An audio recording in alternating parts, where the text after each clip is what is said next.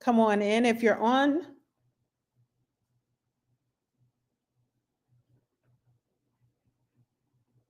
Let's see here.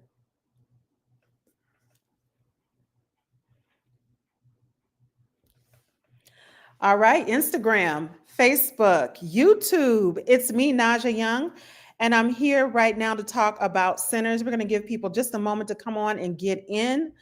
Let me see. This filter on Instagram got me looking crazy.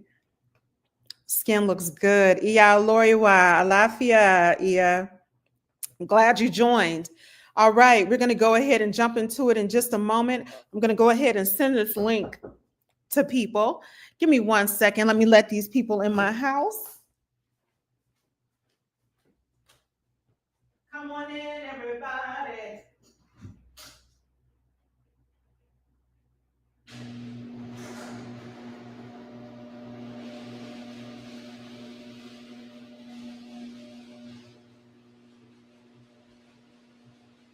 Okay. Let's put everything neatly in grandma's room. Okay. I'm live right now. All right, y'all, come on in. Come on in. This is the Sinners Discussion. This is the Film School edition. Thank you all for joining me. I'm going to go ahead and pull up some comments. I need to let some people know also that I am online right now. So what's up, Naima? What's up, Yomi? All right, we in the house. We about to have a good ass discussion. Yes, I cuss. I'm your favorite professor that cusses. I like to give y'all all of my energy and all of my love. I had to get up, let my Morehouse attending nephew in my house because, of course, Auntie Nikki's house, my house, is his storage for the summer. So I had to let them in, and they're moving things in right now. So if it feels a little chaotic, just understand that's where it's coming from. Let me go ahead and put this link up for everyone. All right, let me go ahead and let one of my aunties in Cleveland know where I am, how she can find me. So if you have people who want to join our discussion this evening on sinners, go ahead and let them know we're live right now. We're going to get started in just a second.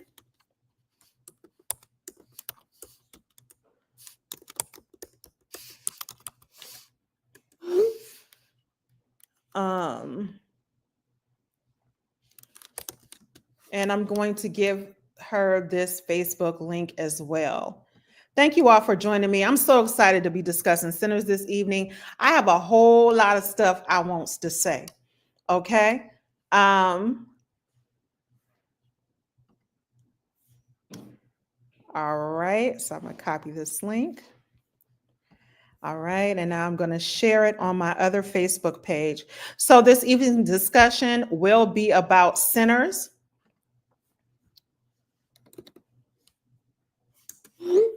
Okay. This evening's discussion will be about sinners. All right. So for those of you on Facebook and YouTube, I definitely can see your comments. So,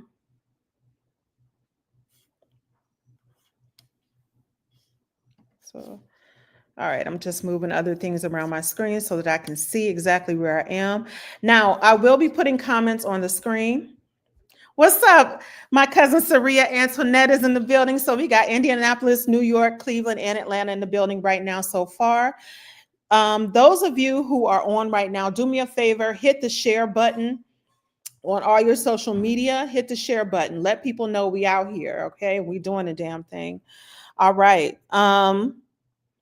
We should also be on YouTube. If there's anyone on YouTube right now, please let me know.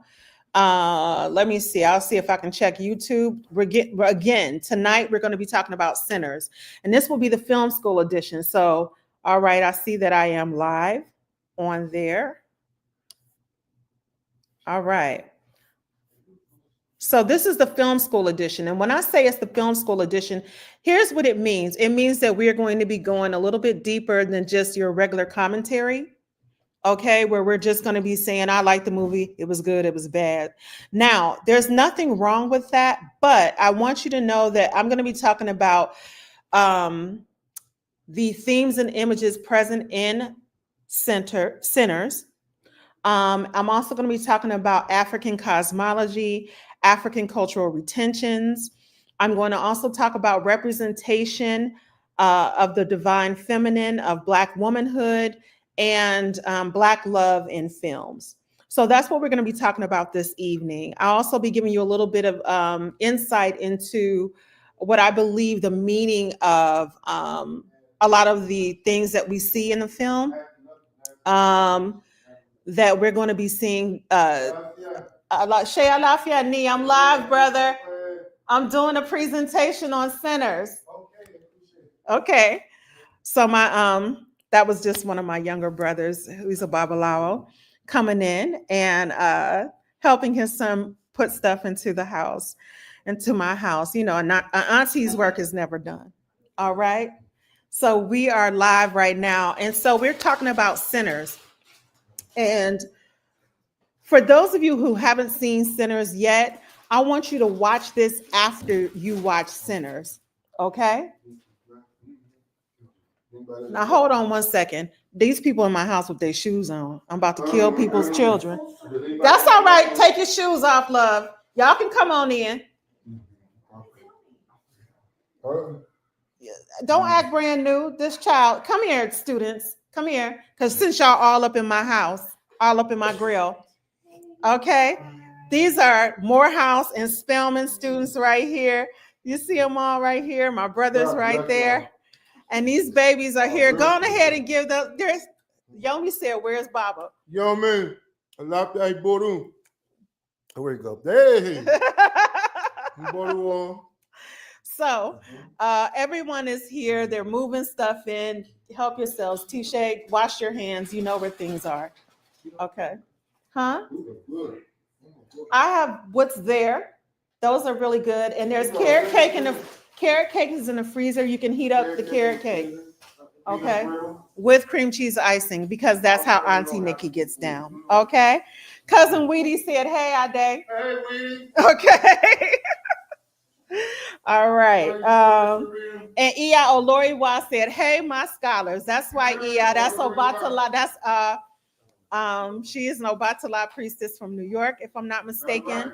And my friend Naima is in Hampton picking up her son Tiger right now. Okay. We're doing the same thing. So forgive me for being late. But I want us to talk about Sinners. Mm-hmm. So I want us to talk about Sinners this evening. And when we talk about Sinners, we're going to first talk about duality. Now, as we know right now, we're about to get into some serious spoiler alerts. All right. So if you haven't seen the film, I'm letting you know right now, they're going to have spoilers because that's the only way to really discuss this film. However, the title characters in the film the characters of Smoke and Stack are played by Michael B. Jordan. And I have to say, when I first saw him come across the screen as twins, I said, Lord have mercy, baby Jesus. I said, that man, I swear, who this? Okay? You know how you say, oh my God. I had to back up and do a double take because I had never seen anything so beautiful and fine on a screen in IMAX.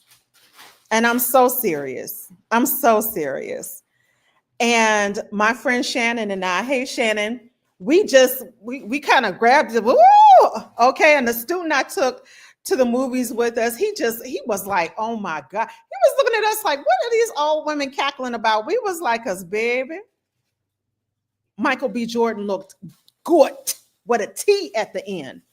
But while I'm talking about how handsome he looked, what I really want to talk about is the characters of Smoke and Stack. That's Elijah and Elias, right?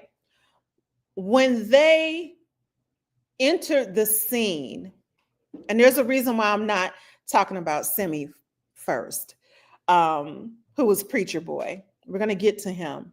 But when we talk about Smoke and Stack, what are you looking for? Whatever's in the refrigerator, love.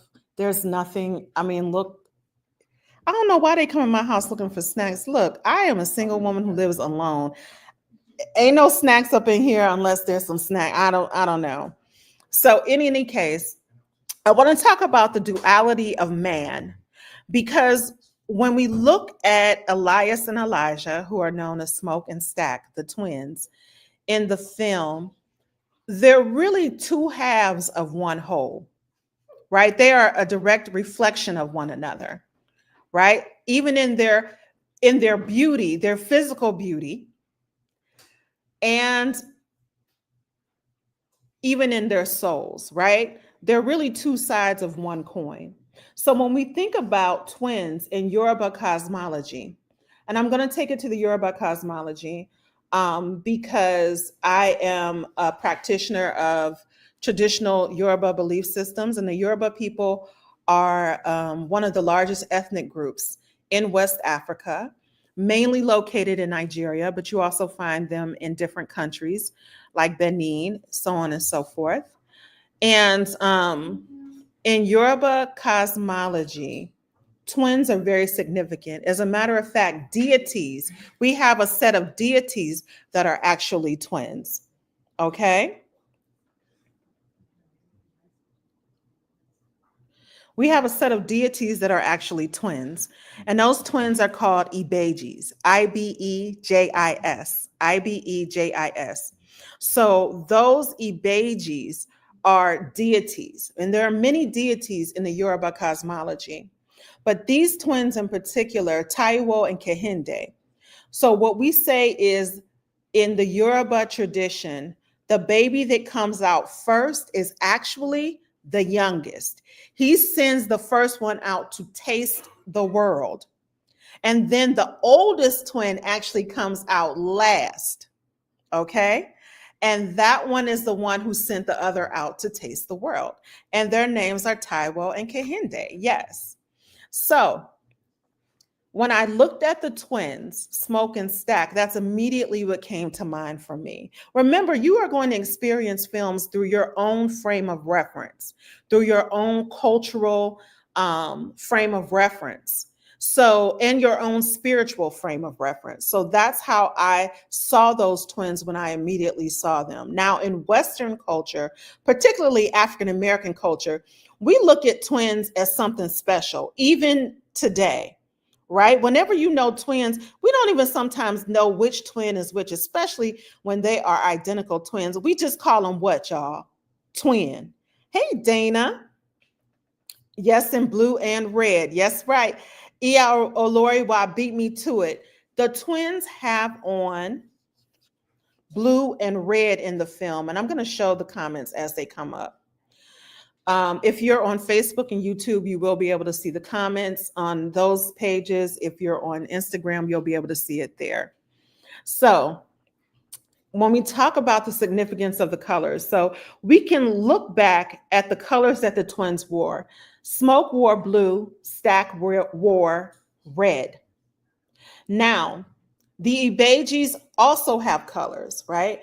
And sometimes you'll see the Ibejis in blue and red, but also there are other deities in the Yoruba cosmology that also are associated with certain colors like blue and red.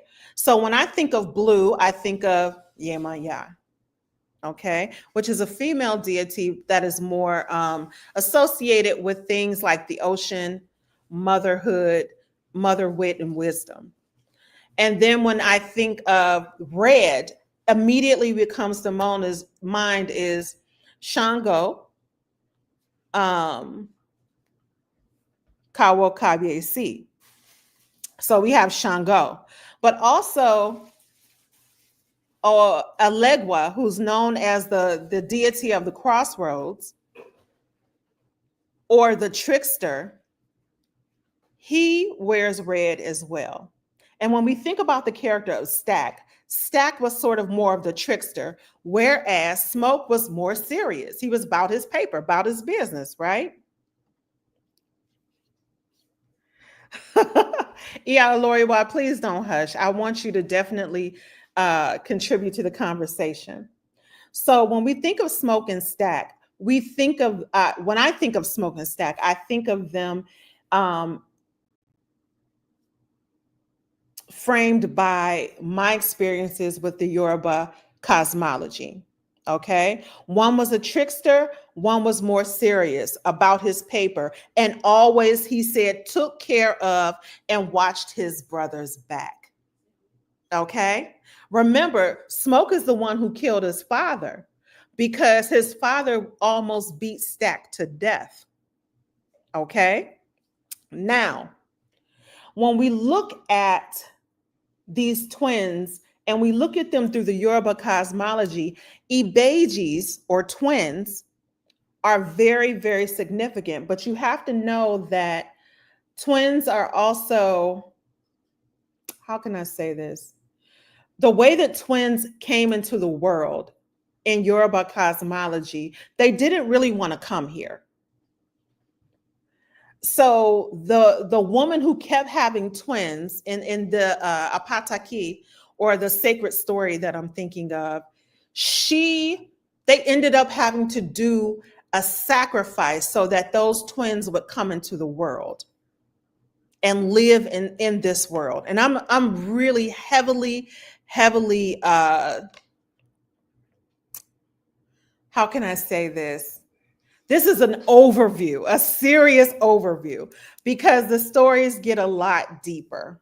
Okay. The stories get the actual Apataki and Odu talking about Ibeji, they get a lot deeper. They're a lot more complicated, but simplistically sleeping, right? Simplistically sleeping, Naima, you are correct. These are like alter egos of each other. Not quite the ego and the id as we use in Western psychology, but definitely two sides of one coin, right? The duality, they represent the duality of man. And when we look at the relationships these men had with their women in the films, we definitely see that duality, right? Smoke and Annie's relationship, I just want to take my hat off, tip my hat to Ryan Coogler for having a Black woman on the screen who looks unambiguously Black. Me and sis look like we could be sisters. Black, not a size 2, dark skinned, and had natural hair. The fact that she was a love interest in this film blew me away. Blew me away. Because we never get to see it in film. Even films written and directed by Black people. Let me say that one more time. Even in films written and directed by Black people, do we ever get to see Black love portrayed in that way? We weren't a joke. And when I say we, I'm talking about unambiguously Black women who are visibly Black with African physiognomy. We are seldom the love interest. And if we are the love interest, we're somehow made the butt of a joke. We are made out as masculine, as argumentative. And even in some of the critiques I saw about the film, people's comments about the film, people have the nerve to say, oh, I thought that was his mama. And I'm like, how did you think she was his mama? She didn't even look, the actress who plays Annie, Wunmi Mosaku, does not even remotely look old enough to be Michael B. Jordan's mama. But because she's dark-skinned, because she's not a size 0, she must be the mammy. She must be the mama. So that's how deep our illness is in our community. Okay? That's how deep it is. Also, she wasn't the comic relief. Now, let me be real. I work in film and television. So when I look at Wunmi Mosaku and all of these stars, here's what you will know once you work with these people and you see them on a regular basis. They are often at least 10 to 20 pounds smaller than what they look like on camera. And they're short, period. So I already know that Michael B. Jordan, fine as he was in this film, is a short king. And that's no hatred to my short kings, because I love me a short king too. But I'm going to let you know he's a short king, which means she's a short queen. And while she looks thicker on screen, you have to understand that's just comparatively speaking, because most actresses are anywhere between a size 0 and a size 4. Most of the actresses you see on television and in film are going to be between a size 0 and a size 4. Okay, which means that Wunmi Mosaku might be all of a size 8. She just has a bigger, fuller bust. But it was really enjoyable, a breath of fresh air to truly see that kind of Black womanhood being portrayed on the screen, and her femininity and womanhood being respected. And yes, Miss Dana, her face card never declined, okay? Looking gorgeous on there. So I'm so glad she was cast in this film. So Saria writes that she's so glad Ryan Coogler has had her as a love interest and character, and she knew the rules of voodoo and hoodoo and other religious beliefs in order to help them. Excellent segue into my next point. Annie was a healer. So let's talk about the African traditional religions discussed in the film and their derivatives. And when I say derivatives, I'm referring to hoodoo, okay? Or what you might even want to call folk magic, okay? Folk magic. So hoodoo, as practiced in the United States, is not just relegated to the American South, and it certainly isn't just relegated to Louisiana, okay? That association is actually a misnomer. Hoodoo has been practiced by people of African descent throughout North America since we got here. And so what hoodoo is really is a collection of it's herbalism and shamanism, okay? But hoodoo basically discusses herbalism, right? So people go to hoodoo priests when they're ill, mentally, physically, or spiritually, okay? Mentally, physically, or spiritually. That's generally when people go see someone who practices hoodoo or says they're a hoodoo priest. Thank you, Yomi. It's also known in some circles as root work. Root work. Okay, so they know what roots and herbs you need in order to be cured of what ails you. On the spiritual side of that, hoodoo, often you guys are leaving. Okay, did y'all claim? Is that? Wait a minute, y'all. That room better be together back there. All right, y'all got everything you need? All right, love you. Okay, look in grandma's room, in her closet, and you should be able to take that luggage. Okay. All right, I'll double. Okay. So when we talk about hoodoo, I need you all to think about it in those terms, that it's the physical, the mental, and the spiritual is what people are going to a hoodoo or root worker for. And Annie, in this particular case, looked like she was practicing hoodoo. And the reason why I'm saying hoodoo and not Santeria, not brujeria, not espiritismo, and not, let's see, Lukumi or Ifa, is because I looked at the implements she was using to divine in that store, in her space. 1 second, y'all. There is a suitcase. There's nothing in there? Okay, so there is a suitcase in the garage, or you can look in my, no. You said you let me help. You said you only. I know, but I don't, if it's not in there, I don't know where it is. Did you look in your grandma's closet? There's no suitcase in there? You see that small suitcase there? You can take that. I need like an actual check bag. You need an actual check Yeah, bag. like a huge. I don't know that I have another one. The only one I have then is in the garage, or look in your uncle's room. Okay. The work, I swear to God, y'all, the work of an auntie is never done. Am I trying to give a lesson over him? Are we talking about the movie or what? Okay. Now, I'm talking about the reason why I was talking about a moment ago, the reason why it was evident to me that Annie was practicing hoodoo as opposed to another African traditional religion or belief system, is because when I looked at what she was doing in the store when Smoke came in, it didn't look like any of those other traditions that I named.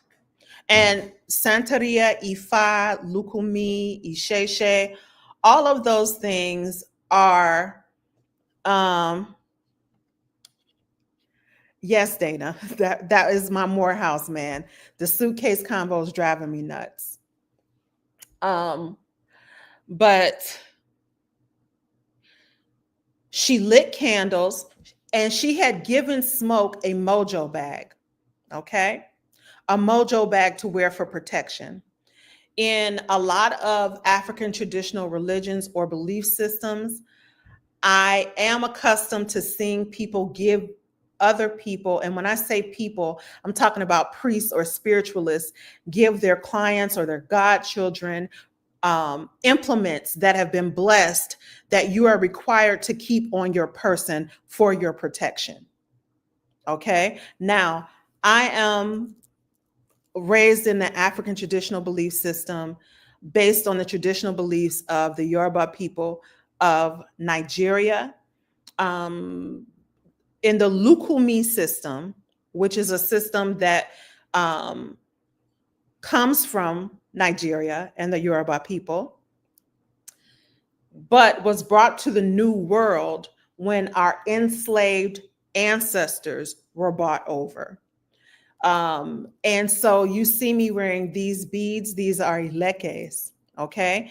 These have been consecrated and blessed by a priest, my godmother. They are for my protection. They are not for anyone else, okay? They are not for anyone else. They are simply for my protection. You can't go to the store and just buy them and put them on. You have to go through a ceremony to receive them. Okay. Now, it's important for me to mention that because a lot of people go to a lot of these different stores online and in person, and they think I just go buy the implement and that implement automatically works. Well, if a priest or a person who is consecrated within that belief system hasn't blessed them, hasn't done a ceremony for you, hasn't given it life, so to speak, then you're just wearing a necklace. Okay. You're just simply wearing a necklace. For those people who grew up in the Catholic Church, holy water has been blessed by a priest. That's what makes it holy. That's what's making it holy. Okay, so it's consecrated by a priest. All right. So that's what I want you to understand. It has been prayed over.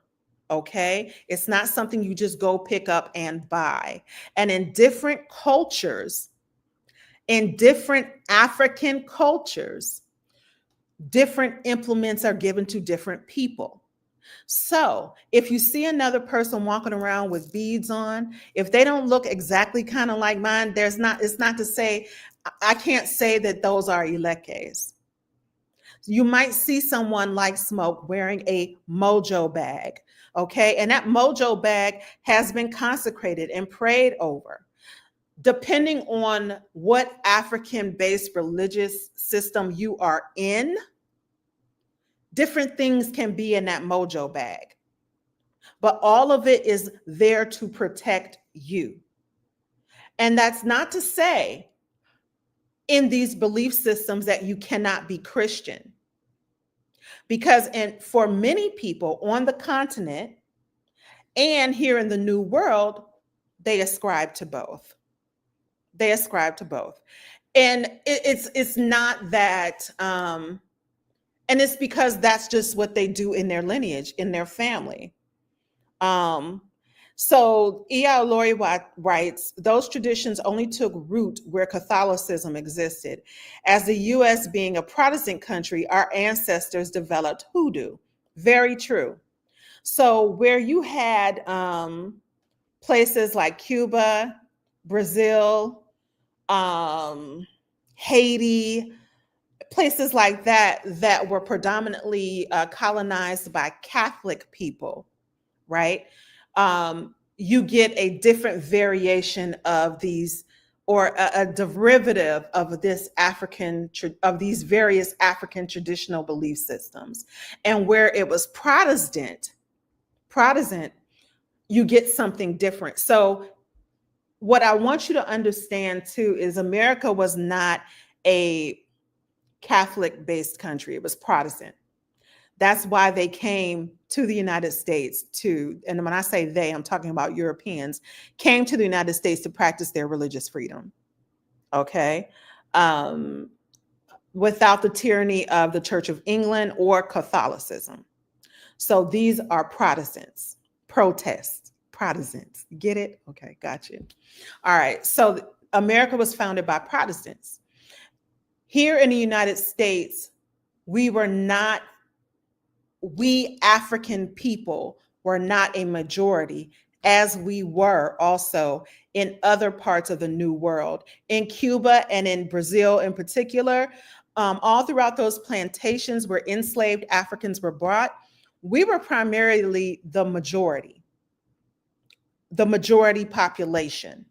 Okay, so we were able to retain certain aspects of our culture and our spiritual belief systems because of that.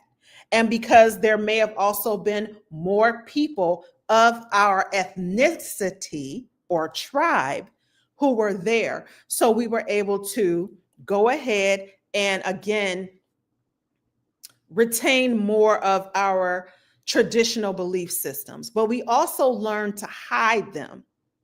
So sometimes our African deities were hidden behind Catholic saints. Okay. Now, in Sinners in particular, you didn't really see that. You saw her lighting candles. You saw her picking up some implements, right? Shaking them and throwing them on the table. And she appeared to be reading those implements. There was a key, a lock, I saw a bone, and some other things, some coins. That is a system of divination, okay? That is a system of divination. When I'm talking about divination, I'm talking about reading. Just like people go get their tarot cards read, or they go get their palm read. That is a part of a different tradition altogether. But in some African traditional belief systems, we have methods of divination that call for us to have certain implements, cast them, and then look at the way that they fall in order to get answers to our questions and read a situation. Does that make sense? Okay, makes sense. Now, Annie did that. She also took that, Smoke took off his mojo bag at that moment and gave it to her when they were first in the store. And remember, she said she prayed for him and he wanted to know how come all this hoodoo voodoo didn't work to save their babies, right? That's the conundrum all people of faith find themselves in. It really is. It's a conundrum that all people of faith find themselves in, regardless of what your faith is, right? There's always something that's going to happen that's going to make you question God and all of their wisdom, like taking away a loved one. And in their particular case, Smoke and Annie, their child died. But like she said, I don't know why our child wasn't allowed to survive.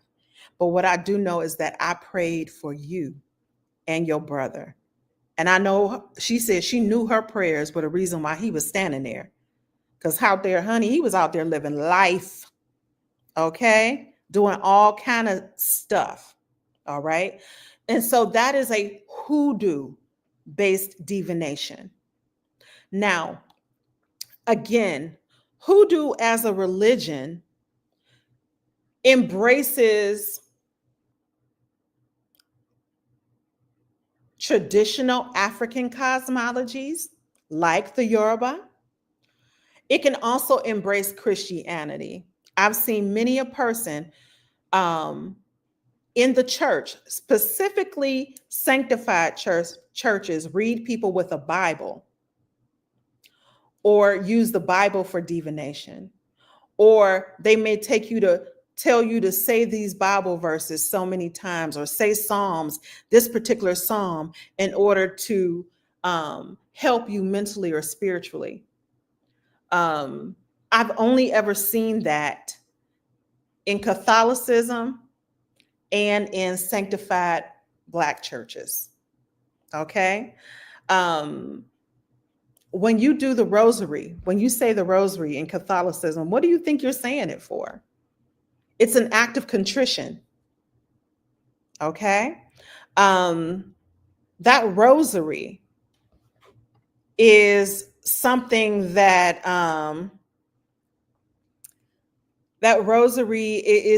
is consecrated. If you wear the scapula, okay, that's real Catholicism. I went to Catholic school, so I'm taking y'all deep.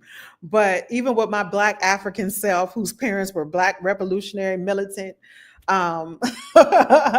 African traditional priests, we went to Catholic school for educational purposes.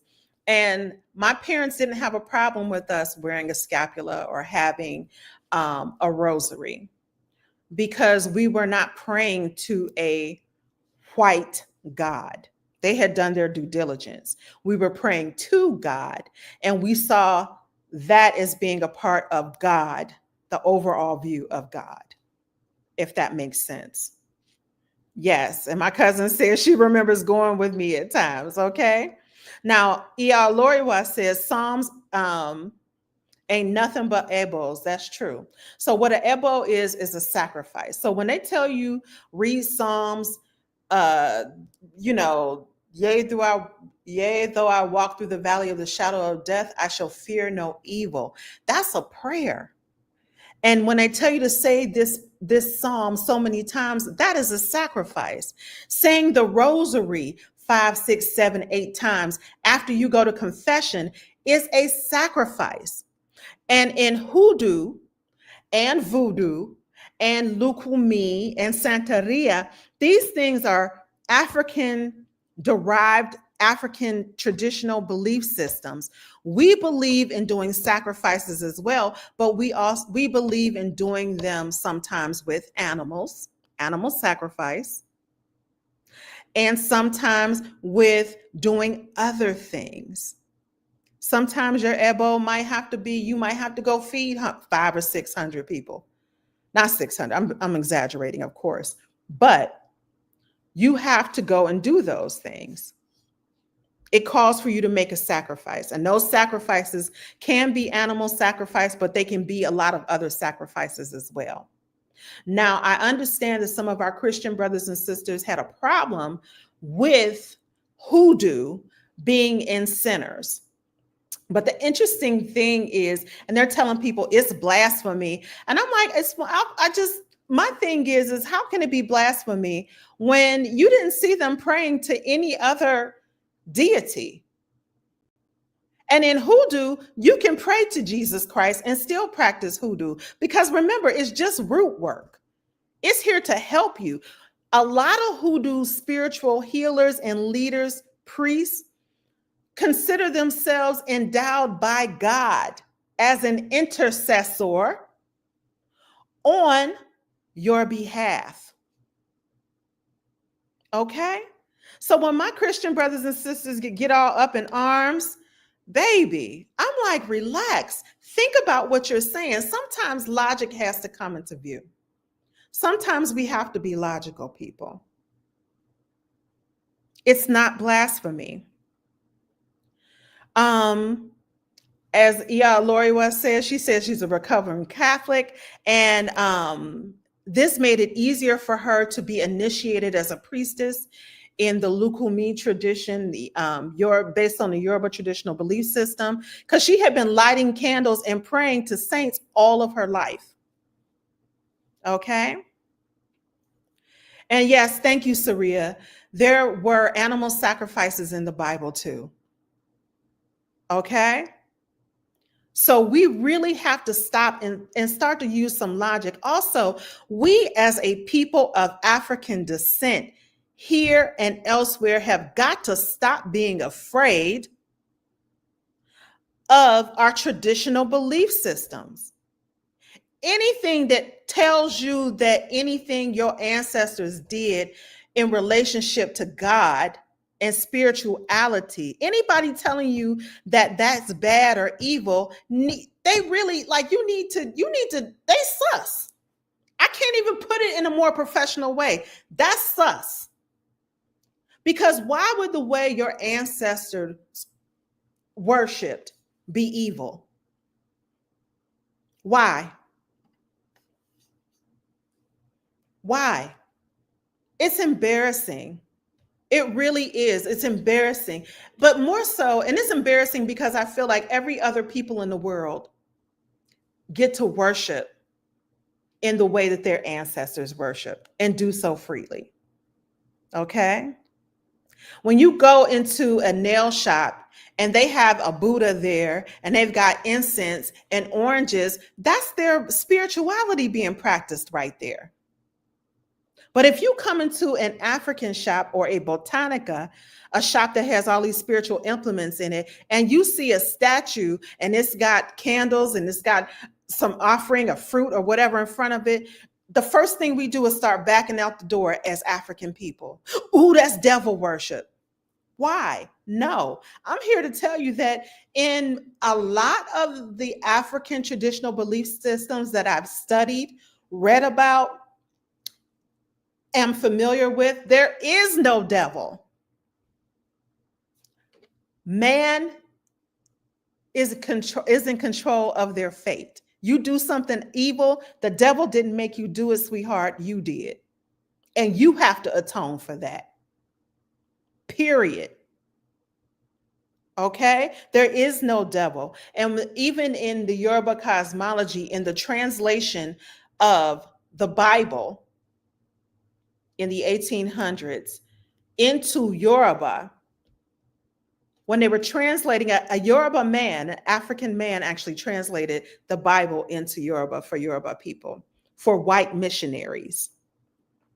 And they were upset with him at first because they were like, there's no reference to the devil in this translation.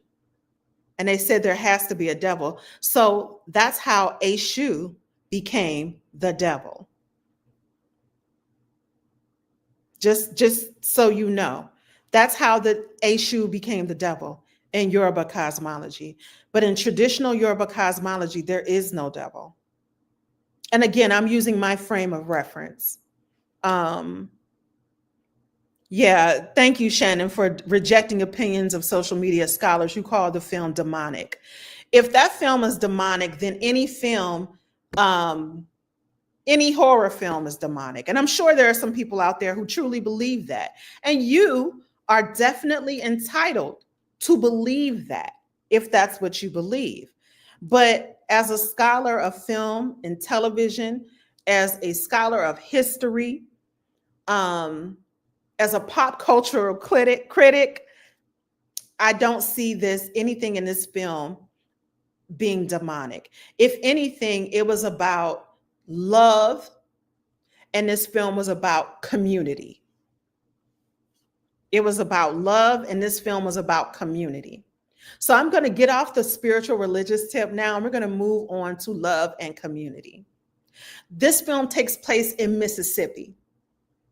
Okay. It primarily takes place in Mississippi. And with the film taking place in Mississippi, it's important for us to recognize the amount of research Ryan Coogler, and I want to applaud him and his wife Zinzi and all the producers and people who worked on this film for doing their research. Okay. They did their research because many of us, our people, were sharecroppers in the South. So slavery ended, right? We didn't have any land. We weren't given any money. We didn't have any means to support ourselves or our family. So what did we have to do? We had to work on some of the same plantations that enslaved our ancestors or enslaved us. And instead of paying us with real money, they had something called company script. So it was only available, it was only good at company stores. And that's what Smoke was talking about in Stack and Annie. That wasn't real money that they were even being paid in. You got paid in company script, which was only money that was only good at the company store owned by the plantation that you worked for. Isn't that something? I say slavery by any other name is still slavery. And that's all it truly was. So they were talking about that. Then you had the Chinese there. And there's a wonderful documentary on PBS about the Mississippi Chinese, the Delta Mississippi Chinese people. They came like as immigrants. And they came to work on plantations after slavery.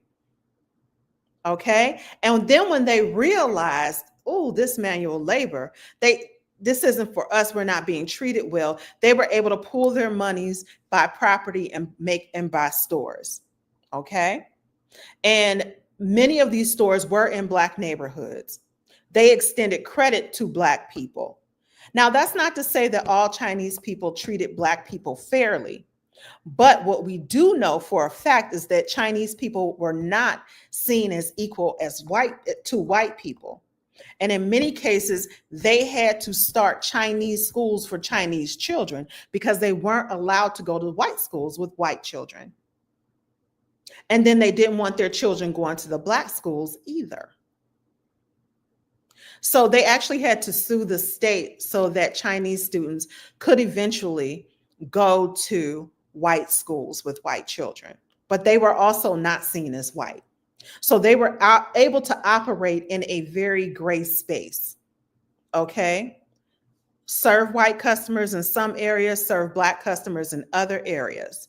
Okay. And being a part of those communities did form some sort of relationships. Not all of them would have been kinship or as friendly as you saw in Sinners, but these families did form relationships. There was a food documentary I was watching, and they had, and this just stood out to me, on that main street in Sinners, you had all the different shops, and then you saw a shop that said tamales, right? There is a guy in Mississippi who still sells. He is of Asian descent, and I believe African-American descent as well. But he's definitely of Asian descent. He inherited the store through his Asian ancestors. And it's really not a store. It's more like a storefront restaurant. He still sells pig ear sandwiches and tamales. And for those of us who grew up in Cleveland, Ohio, I don't know if you all remember the Hot Tamale Man, who used to be down there by like 79th and Huff and in that area, and he would come through, hot tamales, get your hot tamales. When I was little, I didn't even know tamales were Mexican. I thought they were Black because a Black man sold tamales. Then in my studies, I learned that, oh, wow, Black people in the South had learned how to make tamales. And that was another convenience food, sort of like fast food. That was, it was like fast food in those days for people, and for people working in the fields or working in meals and different things like that. Imperium Opulentum writes, they knew they couldn't get the European dollar, so they went to the Negro dollar and held on as tight as they could. In some cases, I think you may be correct. Shannon wrote, the Christian devil comes from Hades, the Greek god of the underworld. Greece itself is called Hellas. Christianity, particularly the New Testament, is influenced by Greek mythology. You are very correct. It is very much influenced by Greek mythology, also very much influenced by Egyptian mythology as well, with resurrection and the virgin birth. Okay. And even when we talk about Hades in Greek mythology, he really wasn't the devil. His job was just to run the underworld, but he wasn't an evil guy. If you really want to look into it, Zeus was something else. Okay. Zeus was really evil. And Hera, anyway, I digress. But when we talk about this film, we cannot dismiss the amount of community and the way community was discussed in the film. These were Black people relying on each other. Black people relying on each other. Black people forming connections with other people who lived in their area to prosper. Okay. And in a lot of those ways, the only way we could prosper if we couldn't open up a legitimate quote unquote business was to have a juke joint. Because at the end of working all week on a plantation, don't we deserve some joy and some happiness? What's evil about that? Can y'all tell me that? Ain't nothing evil about going ahead and enjoying yourself. So we opened our own after hours clubs, speakeasies, and things like this. And this was after Prohibition. I believe we're just about at the end of Prohibition in the United States, because for about 10 years, we were a dry country where you couldn't buy alcohol. Okay. So this was just after the Prohibition in the Southern United States. Whites and Blacks, segregation was a hard line. We did not mix. White people wouldn't go to a Black establishment any more than Black people would go to a white establishment and socialize. It was very taboo, very forbidden. We like to believe as a country somehow that we are living in a post-racial society where those things don't matter, but they still very much do. Pardon me, which is why we have some of the headlines that we have to this day, where Black people are still being lynched, just like they were in the 1930s where the film is set. And Delroy Lindo's character talks about that, how a Black man was lynched and they cut off his manhood. The amount of research that Ryan Coogler and his team did to bring this film to life is incredible and amazing. And as a creative myself and filmmaker, I found it inspirational to watch. And I feel like other creatives that I saw the film with found the film to be an inspiration as well, because it was so unashamedly Black, unambiguously Black. It told our history straight up, no chaser. But at the same time, it spared us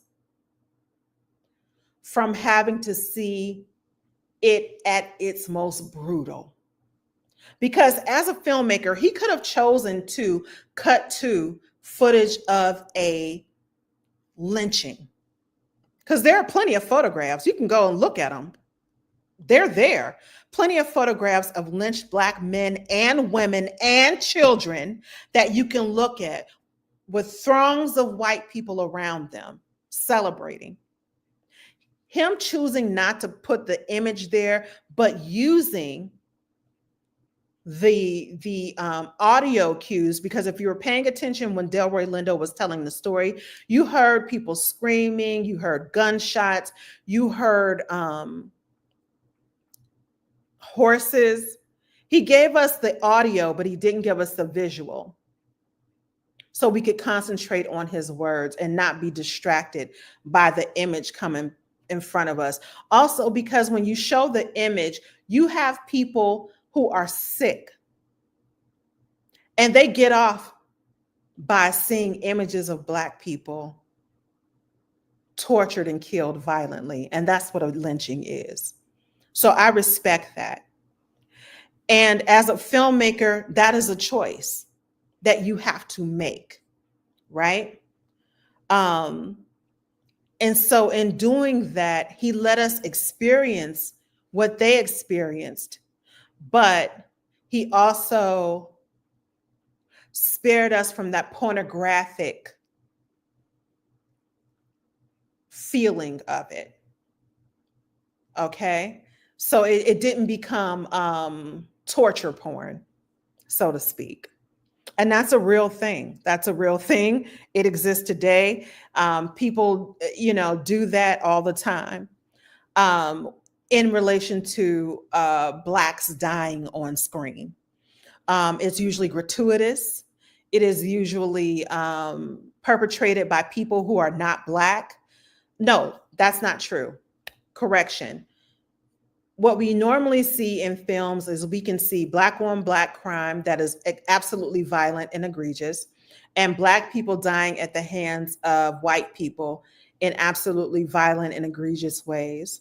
But what we seldom see is Black get back, i.e. retribution. In this film, we got our get back. Black people got their retribution. And it showed Smoke and Stack as Black men who were not going to take no shit. I know it's a double negative, but you know what I mean. They weren't going to take any stuff from the racists around them. And they let even when they bought the place, they let that man know, we are men. Ain't no boys here. Ain't no boys here. Okay? We are men. Ain't no boys here. Okay. The other thing is when the white people came to join in the festivities, they enacted their own sort of, and it wasn't just about segregation. It was about protection, because as they stated in the film, and it was so perfect, all somebody got to do is look at that white woman or step on one of their shoes, and now you got a problem. So in order to protect ourselves, what we're going to do is not allow you to come in this establishment. There's some other white honky tonks up the road that you can go to and not put all these Black people's lives in danger. And for my people who celebrate Kwanzaa, that's some Kujichagulia, self-determination. And we also practiced cooperative economics in there, okay? Sure did. That's those are two of the 7 principles of Kwanzaa. Okay? But seriously, and then at the end, when the Klansmen come, and the beauty of this is, think about it, the Klansmen came, but they did not have on hoods and robes, did they? Because the Klansmen are often in their daytime drag. And in their daytime drag, honey, because it all is drag, they wear suits just like everybody else. They look just like any other white person. And we only know they're in the Klan when they put on hoods and robes. That's when people, oh my God, they're racist. No, in this film, he didn't have them in robes and hoods. They came looking like regular white people, because a lot of times our lives are threatened by people who are not wearing hoods and robes. They're dressed just like regular people. And in this film, exactly, Naima, I was so thankful that there was no white savior. In this film, we were able to save ourselves. Because in a lot of these films, from Hidden Figures to Glory to any film about Black history, hell, what is it? What's that one with Michelle Pfeiffer? You always have a white doctor, a white adoptive parent, a white teacher, a white man who comes and he's just going to be the savior for all of the Black people. When in actuality, there are plenty of Black saviors in the neighborhood. We just don't get any accolade for it. Plenty of Black saviors in our neighborhoods who are out here doing the Lord's work all the time, but we don't get the accolade. We don't get the accolade. And so having Smoke in that shootout where he took as many of these racists out as he possibly could before he chose to die and go be with Annie and his baby was something magnificent to see. The last time I felt that good was at the end of Django Unchained. But here's the difference.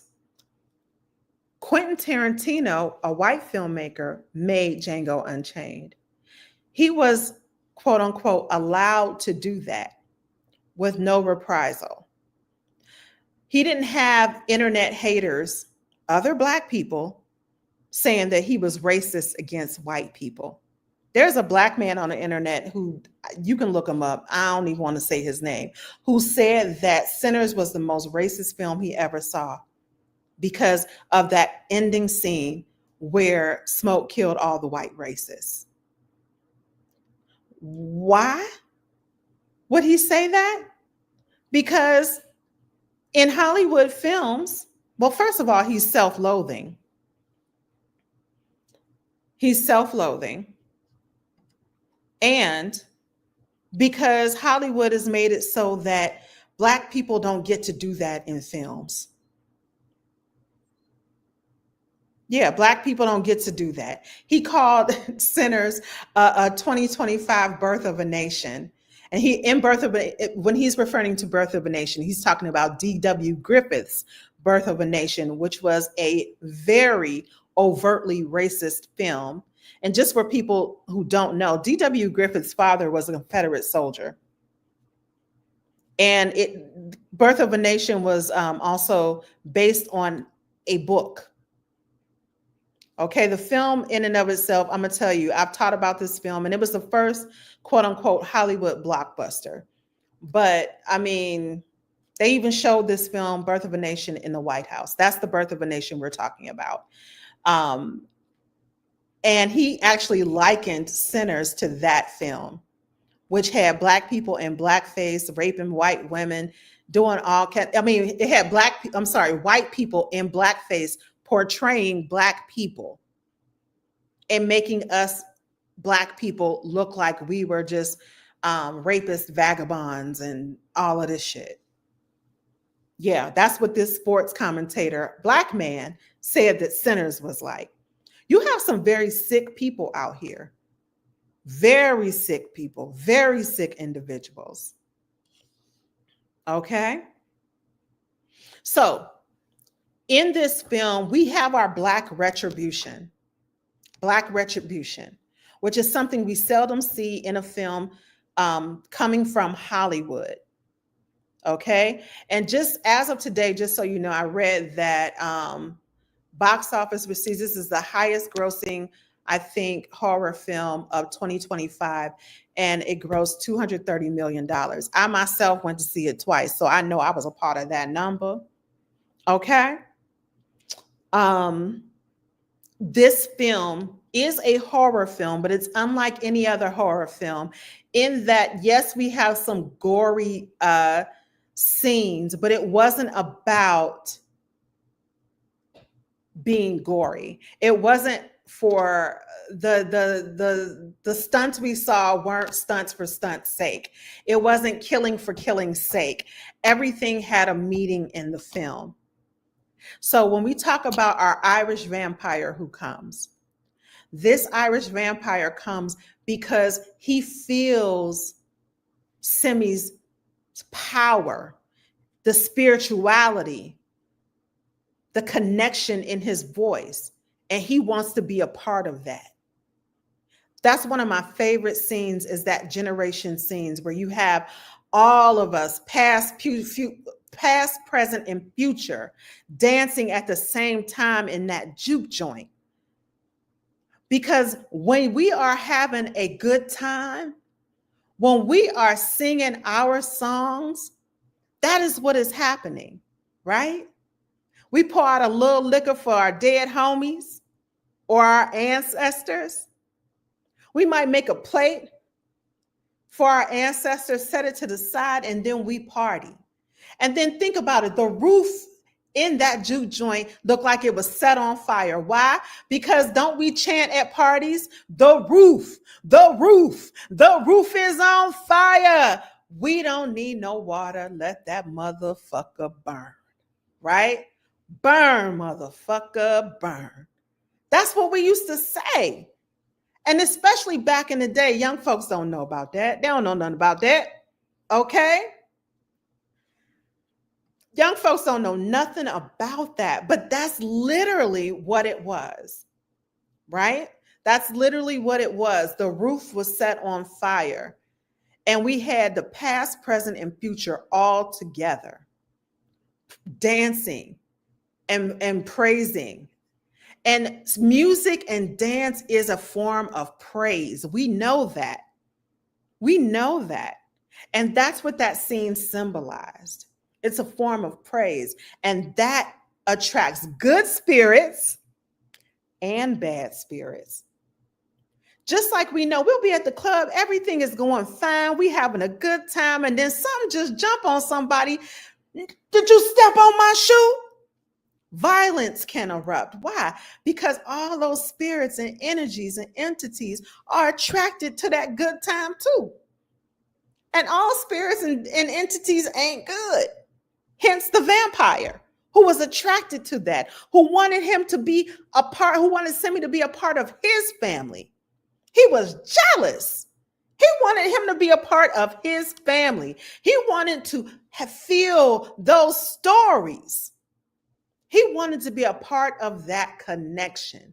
So what did he do? He turned as many Black people as he could as he tried to get to the most powerful one, the one with the voice, who was Simi.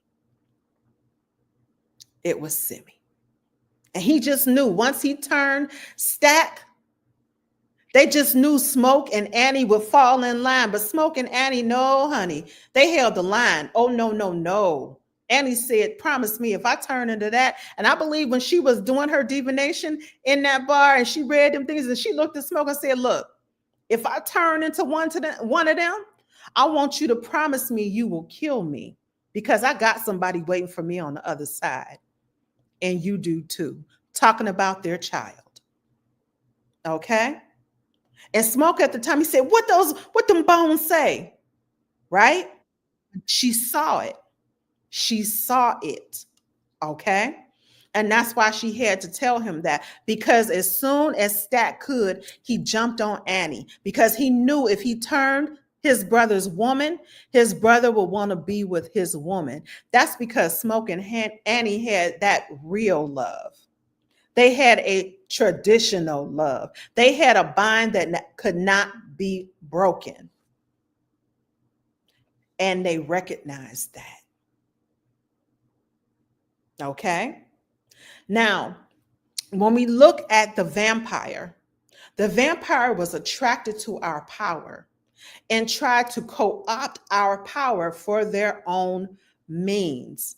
Child, if that ain't record companies, if that's not these big studios, everyone likes to profit off of Black creativity, but no one wants to give us our due. That means paying us properly, making sure we have ownership over our work, making sure that we can even finance our work. Okay, there's always someone else who's trying to profit off of Black creativity.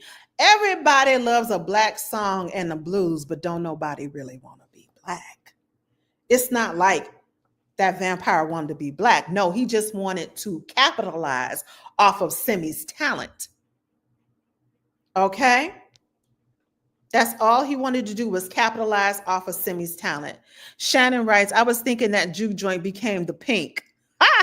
She's talking about a show, a club on a television show, which is escaping me right now. because those were Uncle Clifford's ancestors. You're right, in P Valley. Okay. The show is called P Valley, but you're right. It all takes place in Mississippi, right? And so these people would have been in centers, would have been the ancestors of Uncle Clifford, okay, and the people of Shakalisa. But when we talk about that, that's really what that whole scene was about. Is how everybody wants to profit, everybody wants to capitalize, everybody wants to feed and grow rich, whether it be physically, spiritually, or mentally, off of the creativity and blood and blues of Black people. And they will do anything to do it, to get it, and send people who look just like you in to tell you and to recruit you, right?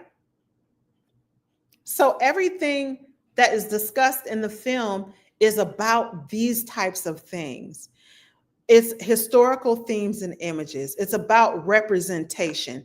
It's about us having self-determination. And remember, at the very, very end of the film, and I love it because Ryan Coogler did this like a true Marvel film, right? The credits came on. Some people got up, walked out, missed a bomb scene where Stack came in with old girl, and Simi was now an 80-something-year-old blues man in Chicago, right? Now, here's the thing. It's funny that he made it Chicago. It's because a lot of African Americans from Mississippi actually migrated from the 20s through the 40s to Chicago. A lot of people from, just like a lot of people from Georgia and from Alabama, ended up in places in New York, Pennsylvania, and Ohio. And so a lot of people from Mississippi during what we call the Great Migration, people being people of African descent, Black people, migrated north to Mississippi. And Mississippi still, north to Chicago. And just so you know, Chicago still has a lot of blues bars. It's a part of the fabric of the city. So they brought the blues with them north to Chicago. And having Stack walk in with his woman on his arm as a vampire and saying that his brother made him swear he would leave Simi alone that was a beautiful thing to watch Simi all grown up and have sense enough to say, oh no, I had enough of this world. He knows there's something waiting for him greater on the other side where he doesn't have to deal with this stuff anymore. Because think about the life of a vampire, especially a vampire that's a Black man in 21st century America. There's freedom that goes along with that because if you play it carefully, you don't have to die. But hell, we still getting prosecuted and persecuted left and right. So what's being a vampire for a Black man? Huh? The last thing I want to talk about is the representation of, I have to talk about Stack and his woman. Forgive me, I'm getting tired. Your girl hasn't eaten dinner or anything, no lunch or anything. But when we talk about her and passing for white, these are real things that happened within our community. I heard there was a bit of an uproar on the internet saying, oh, why didn't they cast like Jurnee Smollett in this role? Well, because Jurnee Smollett would not pass for white. In the film, she tells Simi that my mother's father was half Black. Her mother's father was half Black.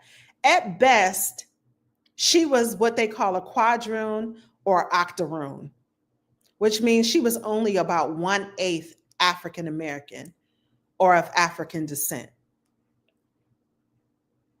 But in America, one drop of Black blood, especially during these times, 1932, made you Black.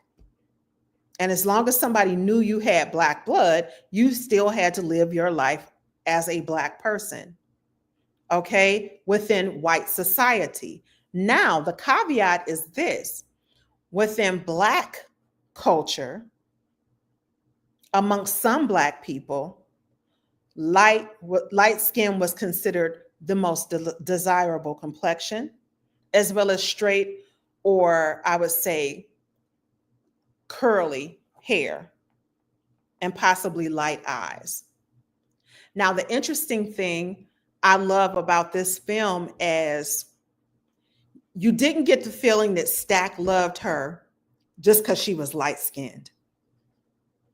And she didn't even put herself on a pedestal for having light skin. She said, I didn't want to be white. So apparently Stack has set her up with this white man so she can go live her life, be this rich, kept white woman in Arkansas. And she said, I had no desire to be white.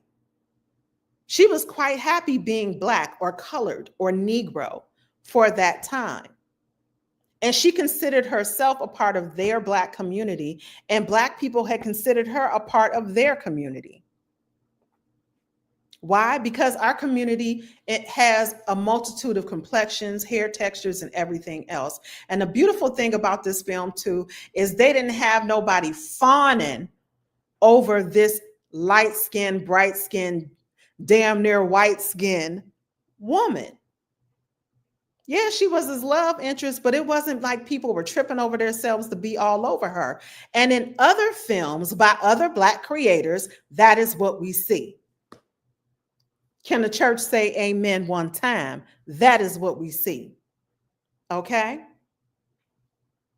We normally see that, and she would be the sole love interest of the film.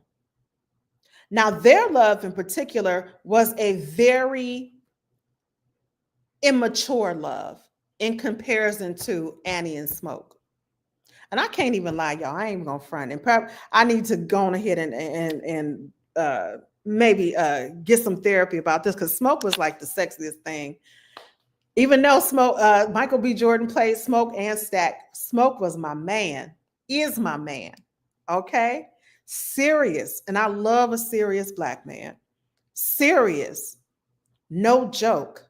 Protector and a provider. Hello. Hallelujah. Okay? And serious about his woman. And I was like, I'm here for it. Okay? So that's why Stack and his love interest felt more immature.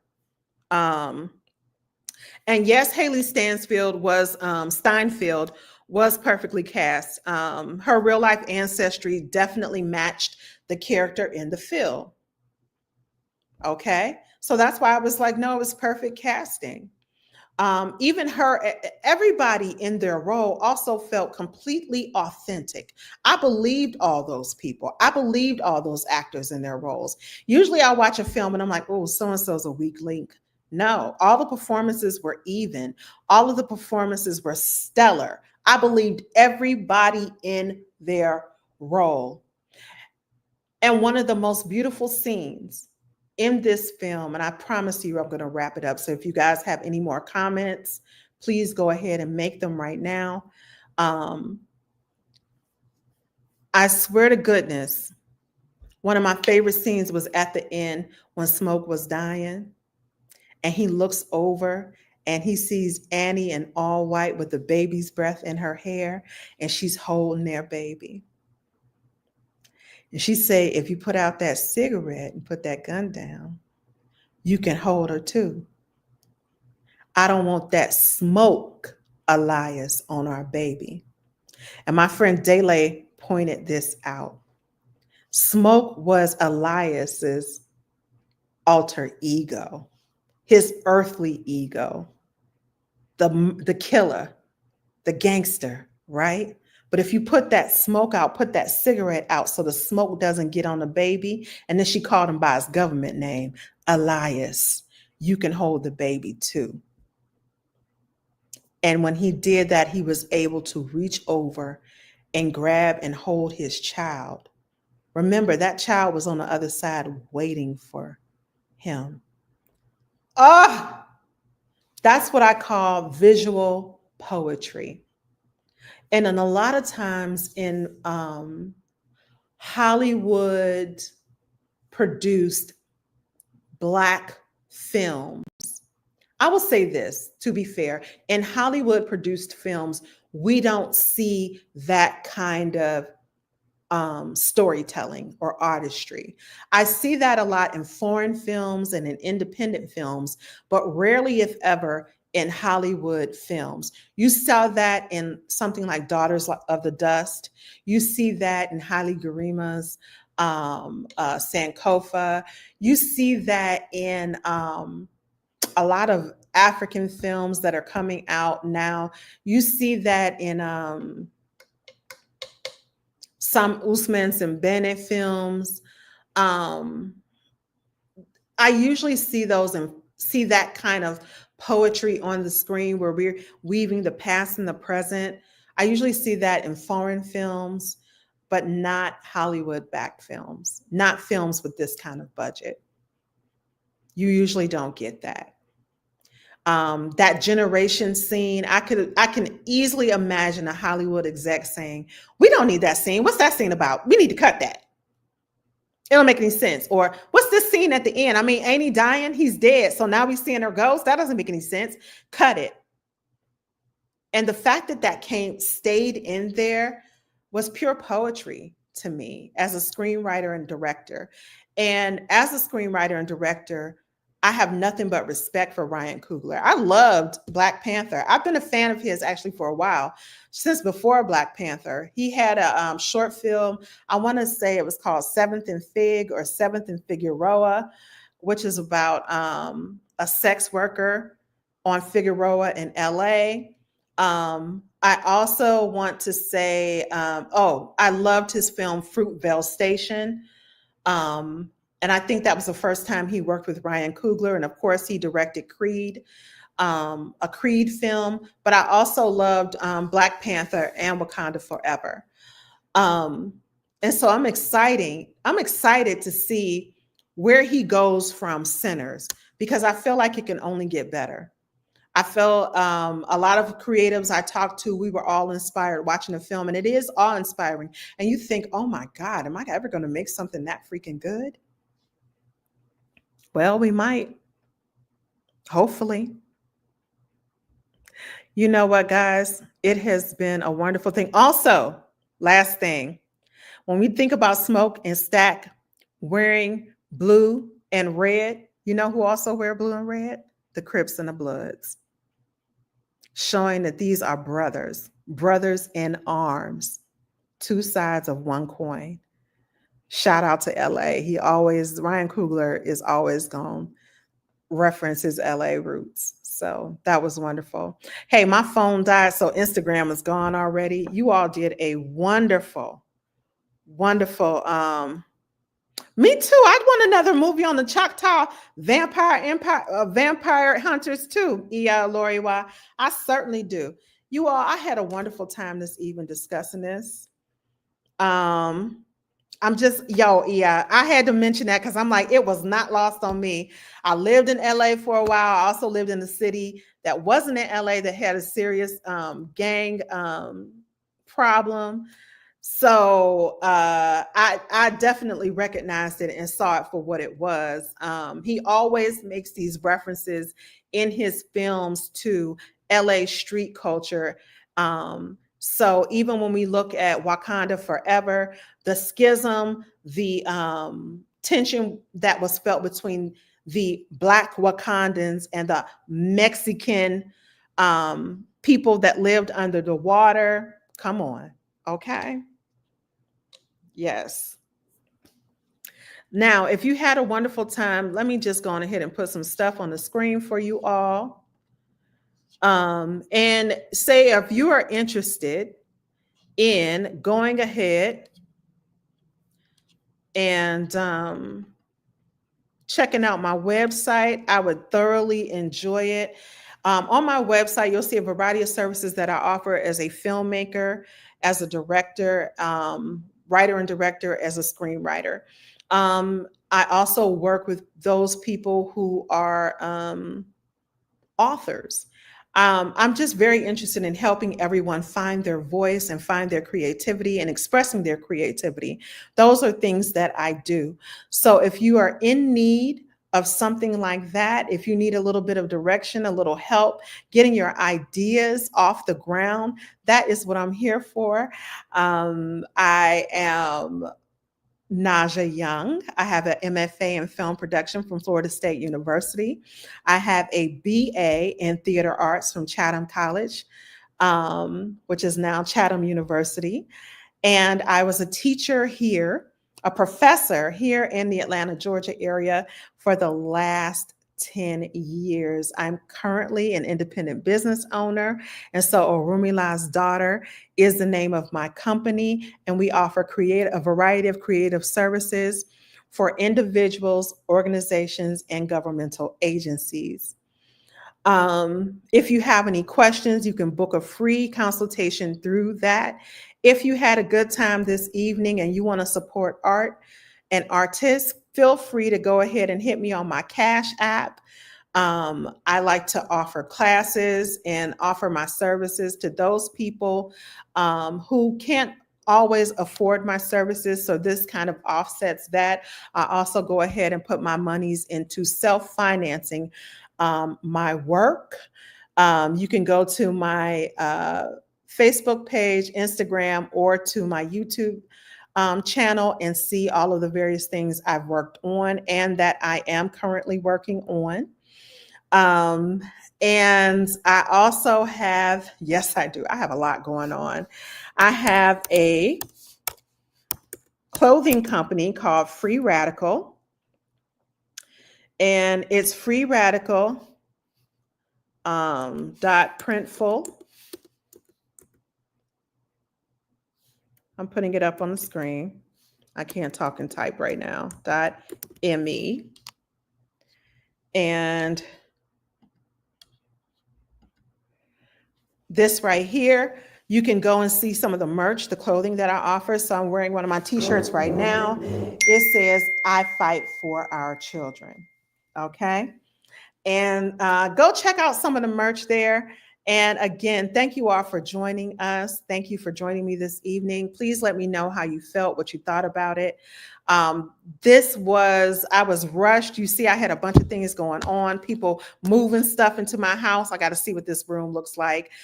Folks just walking through my house and everything. But I'm blessed to be here, blessed to have you all join me. And I hope you have a wonderful night. Peace.